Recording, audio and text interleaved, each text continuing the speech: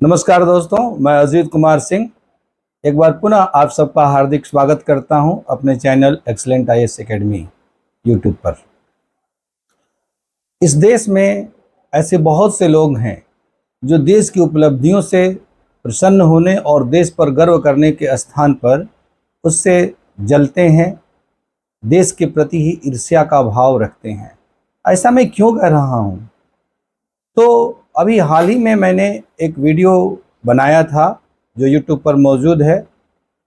उसमें नीति आयोग के CEO BVR Subramaniam ने जो प्रेस कॉन्फ्रेंस करके बताया था कि भारत की अर्थव्यवस्था विश्व की चौथे नंबर की अर्थव्यवस्था हो गई है और जापान से आगे निकल गई है, और बहुत सारे तथ्य और आंकड़े प्रस्तुत किए गए।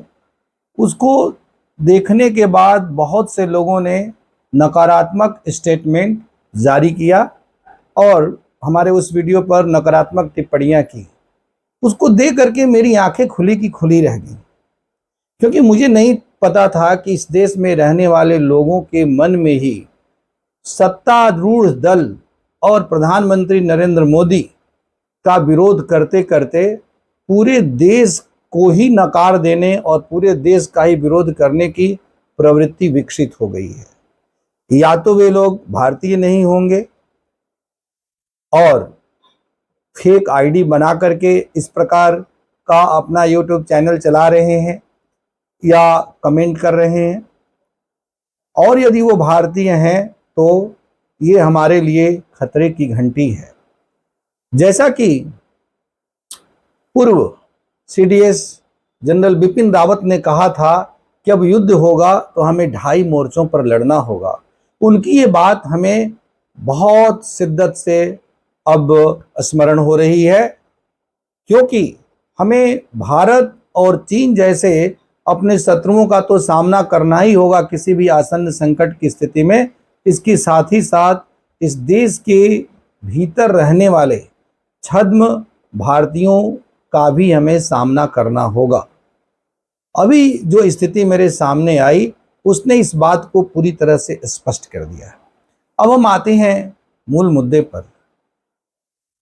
BVR सुब्रमण्यम ने ये कहा कि जापान की अर्थव्यवस्था 4.186 ट्रिलियन डॉलर की है, जबकि भारत की अर्थव्यवस्था 4.187 ट्रिलियन डॉलर की हो चुकी है। इस हिसाब से यदि अर्थव्यवस्था के आकार को देखा जाए तो भारत की अर्थव्यवस्था जापान की अर्थव्यवस्था से आगे निकल चुकी है। हालांकि अभी हम चीन की अर्थव्यवस्था और जर्मनी की अर्थव्यवस्था और अमेरिकी अर्थव्यवस्था से पीछे हैं और चौथे स्थान पर हैं। अब ये एक सामान्य सी बात थी और इस पर हमें खुश होने की आवश्यकता थी। हमारे लिए ये एक सकारात्मक चीज थी। कम से कम एक कदम ही सही हम आगे बढ़े इस पर। यदि हम बहुत खुश नहीं हो सकते तो हमें कम से कम संतोष तो जरूर ही करना चाहिए था। लेकिन सत्ता विरोधी मानसिकता के लोग देश विरोधी मानसिकता से भी इस कदर ग्रस्त हो गए कि उनको ये लगा कि यदि इस प्रकार की उपलब्धियों का प्रचार किया जाएगा तो सत्तारूढ़ दल को उसका राजनीतिक लाभ प्राप्त होगा, इसलिए वो देश के विरोध पर ही तुल गए। और उन्होंने कहा कि अंतर्राष्ट्रीय मुद्रा कोष ने जो रिपोर्ट जारी की है, इकोनॉमिक आउटलुक रिपोर्ट, जिसके अंतर्गत यह तथ्य उभर करके आया है, उसमें केवल संभावना व्यक्त की गई, अभी ऐसा नहीं हुआ है।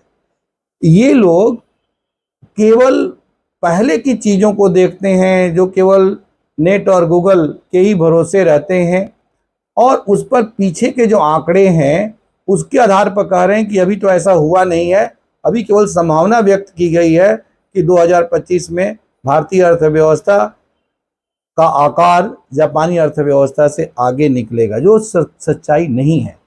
जो लेटेस्ट स्थिति है मई की, उसमें यही स्थिति है, यही सच्चाई है कि इस समय जापान की जो अर्थव्यवस्था है वह 4.186 ट्रिलियन डॉलर की है और भारत की अर्थव्यवस्था 4.187 ट्रिलियन डॉलर की है। यहाँ पर हम ये जरूर कह सकते हैं कि मार्जिन अभी बहुत कम है और जापान दुनिया के सबसे अमीर देशों में लंबे समय से रहा है। और ये कहने का मतलब ये नहीं है कि हम हर दृष्टि से अब जापान से आगे निकल चुके हैं, लेकिन एक कदम ही सही, कुछ मामलों में ही सही, हम आंकड़ों के नज़रिए से ही सही हम आगे निकले हैं। और ये हमें भी पता है कि जापान की प्रति व्यक्ति आय और भारत की प्रति व्यक्ति आय में काफ़ी अंतर है। भारत की जो प्रति व्यक्ति आय है अभी 2.4 लाख रुपए है, जबकि जापान की प्रति व्यक्ति आय 29 लाख रुपए है।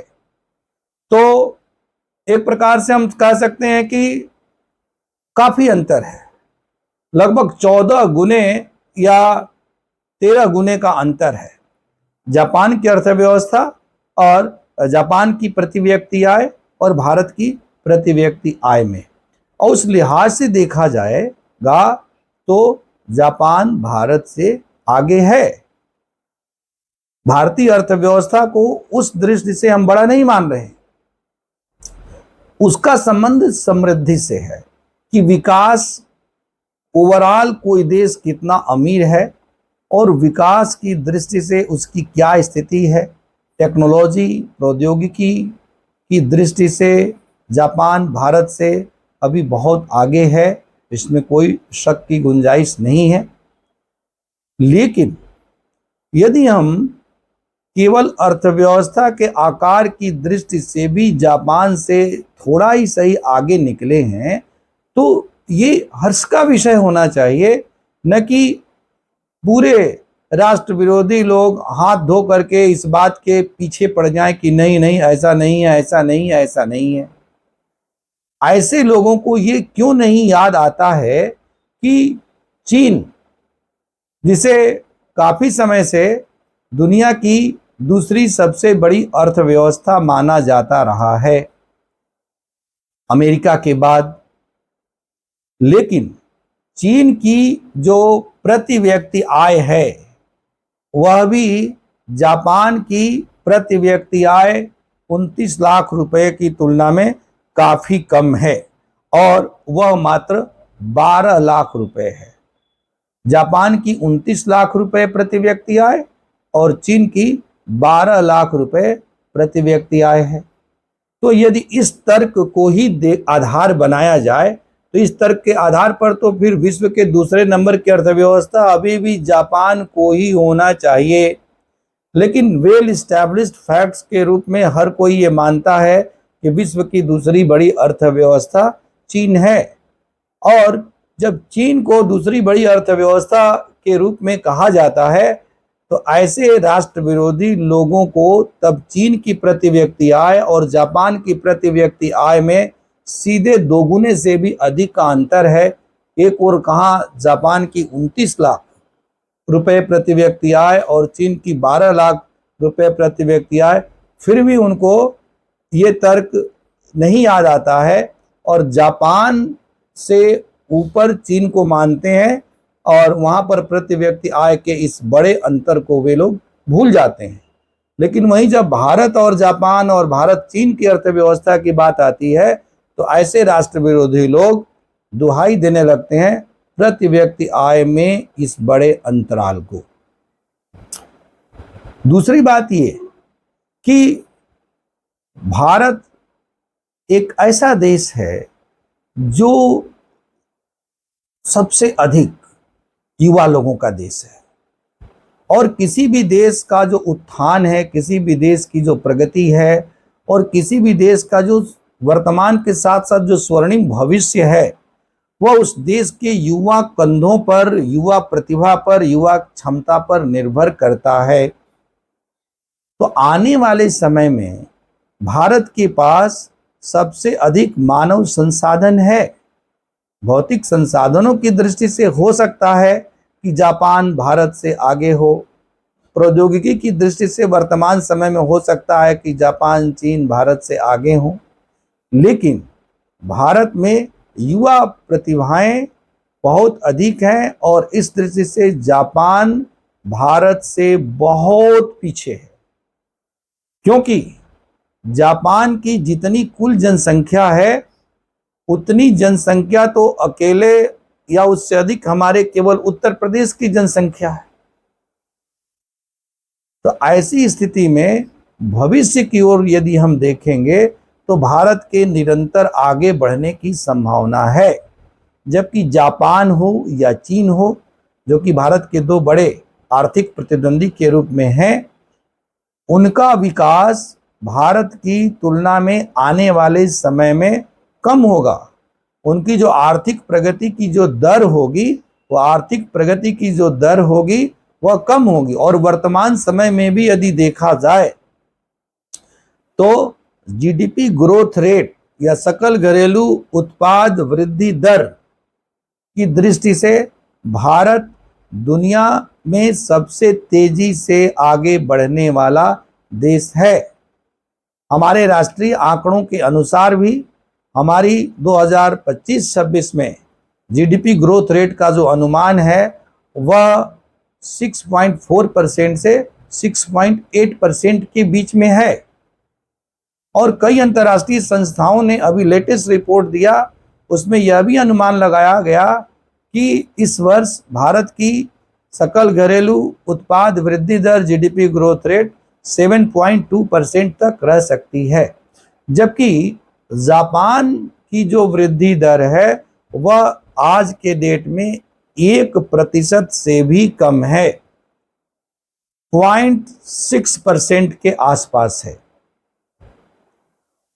ऐसे ही चीन की भी जीडीपी ग्रोथ रेट जो है वह भारत से कम है, वह लगभग 4-4.5% के आसपास है। और अमेरिका तथा यूरोप के अन्य विकसित देशों की ग्रोथ रेट को भी यदि हम देखेंगे तो भारत से कम है। इसका कारण ये है कि एक तो कई प्रकार की अंदरूनी समस्याओं से वे देश गुजर रहे हैं, जिसका सीधा असर उनकी अर्थव्यवस्था पर पड़ रहा है। दूसरी बात कि विकास की दौड़ में वे देश लगभग सैचुरेशन पॉइंट या संतृप्तावस्था को प्राप्त कर चुके हैं। वहां से उनके अब और आगे बहुत तेजी से बढ़ने की संभावना है ही नहीं, जबकि भारत अभी कई दृष्टियों से विकास की बहुत सारी संभावनाओं से युक्त है। हमने अभी भी अपने सारे संसाधनों का सुनियोजित रूप से इस्तेमाल नहीं किया है। हमने अपने मानव संसाधन का भी पूरी तरह से क्या आधा भी इस्तेमाल नहीं किया है। अब जाकर के हमने स्किल डेवलपमेंट पर बहुत अधिक बल दिया है। अब जाकर के हमने उद्यमिता विकास पर बल दिया है, एंटरप्रेन्योर स्किल के ऊपर हमने बल देना शुरू किया है। पहले हमारे देश के लोगों की जो मानसिकता थी वो केवल सरकारी नौकरी की थी, नौकर बनने में ही गौरवान्वित महसूस कर रहे थे। इसलिए हमारे देश में मुट्ठी भर उद्योगपति, टाटा, बिरला, डालमिया ऐसे होते थे जब हम लोग बचपन में थे। लेकिन आज बड़े उद्योगपतियों को भी देखेंगे तो उनकी संख्या दर्जनों में है और विश्व के टॉप 10 में वे उद्योगपति स्थान रखते हैं। तो इसलिए आने वाले समय में भारत के और तेजी से आगे बढ़ने की निश्चित संभावना है।